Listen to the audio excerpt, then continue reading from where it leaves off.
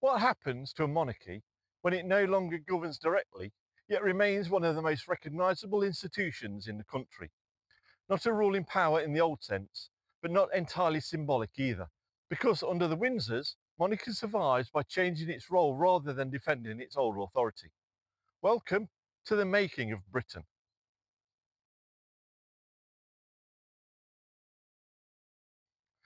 The Windsor dynasty begins during the First World War, though the royal family itself had ruled Britain long before adopting the name.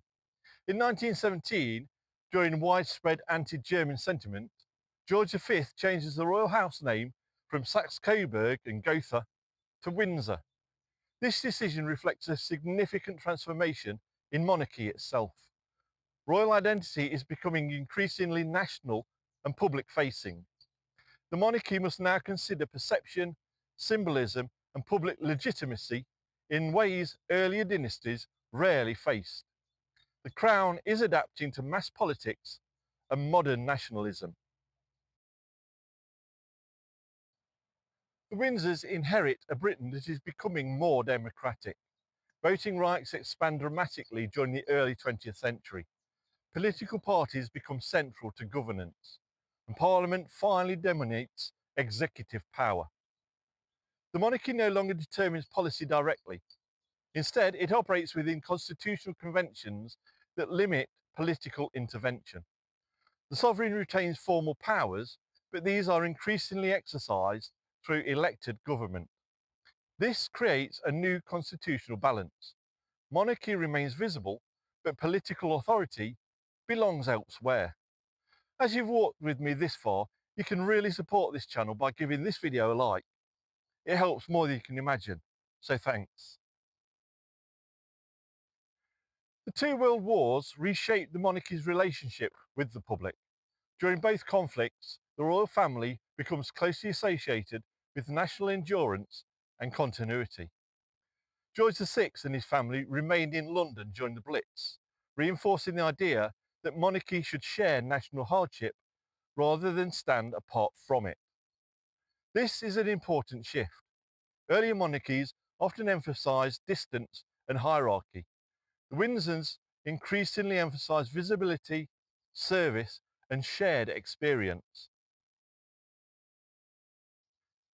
The reign of Elizabeth II coincides with the rise of mass media. Coronations, weddings, speeches, and royal events become broadcast experiences, watched by millions. Television changes monarchy fundamentally. The institution becomes more accessible, but also more exposed. Public familiarity increases scrutiny as well as loyalty. The monarchy is now operating within a media environment where image and perception matter continuously, not occasionally. At this point, it's worth asking, can a monarchy remain meaningful once it no longer exercises direct political control? Share your thoughts in the comments, because the Windsor period raises an unusual constitutional question. What exactly is the function of a monarchy in a democratic society?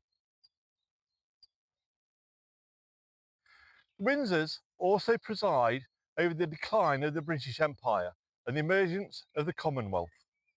Decolonisation transforms Britain's global position during the 20th century. The monarchy adapts again.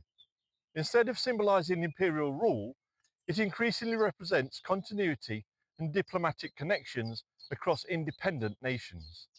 This transition is not always smooth, but it reflects the monarchy's broader strategy of institutional adaptation. Britain itself is changing from imperial power to post-imperial state. The late 20th century brings periods of intense scrutiny for the royal family. Marital breakdowns, media intrusion, and debates over relevance place pressure on the institution. The death of Diana, Princess of Wales, in 1997 becomes a defining moment in the relationship between monarchy, media, and public emotion. Expectations surrounding transparency and accessibility increase significantly afterwards. If you subscribe, There's a whole back catalogue of videos like this one for you to enjoy. The monarchy now exists within a culture of continuous public observation, where privacy and symbolism are constantly negotiated. Despite these pressures, the monarchy continues to function as part of Britain's constitutional framework. Royal assent, parliamentary ceremonies and state functions preserve continuity between historic monarchy and modern governance. The sovereign does not govern politically, but the institution still plays a role in national ritual, diplomacy and constitutional processes.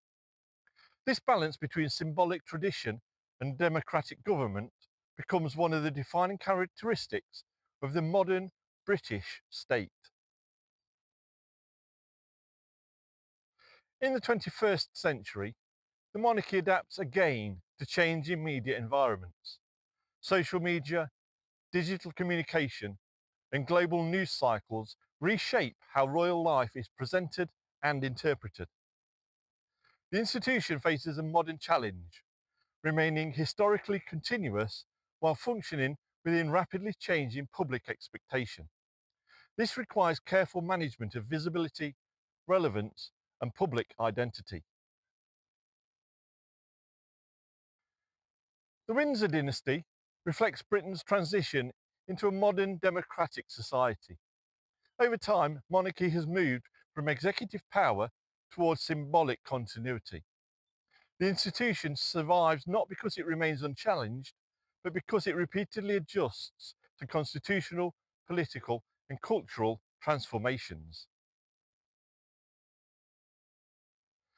If the Windsors show that institutions can survive by adapting their function rather than preserving their original power, what does that suggest about continuity itself? Is stability created through permanence or through the ability to change without disappearing? Because the story of the Windsors is not simply about royalty, it's about how an ancient institution continues to exist inside a modern democratic state. YouTube has chosen this video for you to watch next. Have a look, I think you'll like it. If you ding the bell, you'll be notified when new episodes are published, so you won't miss any. Thanks for walking a little further down the path that made Britain with me. Take care, and I'll see you in my next walk. Bye.